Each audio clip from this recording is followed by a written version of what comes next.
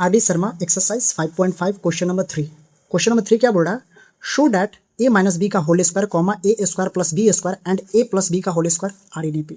यानी ये जो हमारा गिवन टर्म दिया हुआ है इसको शो करना है कि एपी में होगा कि नहीं होगा, ठीक है ना।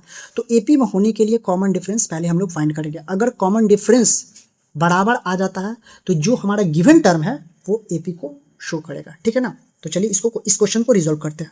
सॉल्यूशन यानी आपके पास फर्स्ट टर्म दिया हुआ है सर, यानी लेट मान लेते हैं लेट फर्स्ट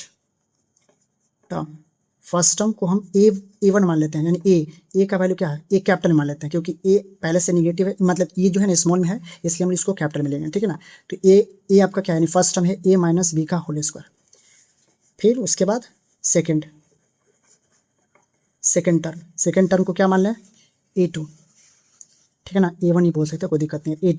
ए2 क्या है sir, A square plus B square. Third term ए3 क्या है सर, ए प्लस बी का होल स्क्वायर, ठीक है ना। अब हम लोग कॉमन डिफरेंस निकालेंगे। लेट कर लेते हैं, let the first common difference मान लीजिए, लेट द फर्स्ट, ऐसे मत करिए, ठीक है ना। डायरेक्ट कॉमन डिफरेंस निकालिए। डी इज इक्वल टू क्या निकालिएगा, ए2 माइनस ए1, ठीक है ना। तो डी ए2 का वैल्यू क्या है sir, A square plus B square minus A minus B का होल स्क्वायर, ठीक है। तो D equals to A square plus B square A, अभी क्या हो जाएगा, ए माइनस बी का होल स्क्वायर क्या होता है, A square plus B square minus 2ab, ठीक है। डी का वैल्यू निकाल दीजिए, A square plus B square minus A square minus B square minus क्या हो जाएगा सर, प्लस हो जाएगा, ठीक है ना। अब A square cancel, B square cancel, यानी डी का जो वैल्यू आया 2ab कैलकुलेट करके आया 2ab, ठीक है ना। एक और हम लोग कॉमन डिफरेंस निकालेंगे, ठीक है ना। अगर वो डी का वैल्यू 2ab आ गया तो ये जो गिवन टर्म है ना वो एपी को सेटिस्फाई कर देगा, ठीक है ना। तो नेक्स्ट डी निकालते हैं। तो ए3 माइनस ए2, तो डी इक्वल टू ए3 का वैल्यू क्या है सर, ए प्लस बी का होल स्क्वायर माइनस ए2 का वैल्यू क्या है सर, ए2 का वैल्यू है आपके पास A square plus B square, ठीक है ना।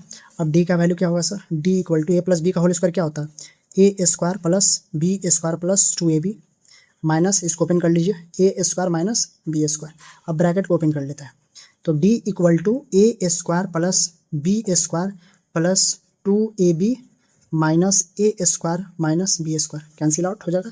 तो डी का वैल्यू क्या आया सर, यानी डी का वैल्यू 2ab आया, ठीक है। यानी डी का वैल्यू यहाँ भी 2ab आया, डी का वैल्यू यहाँ भी 2ab आया, ठीक है ना। तो यहाँ से कहेंगे hence common difference are same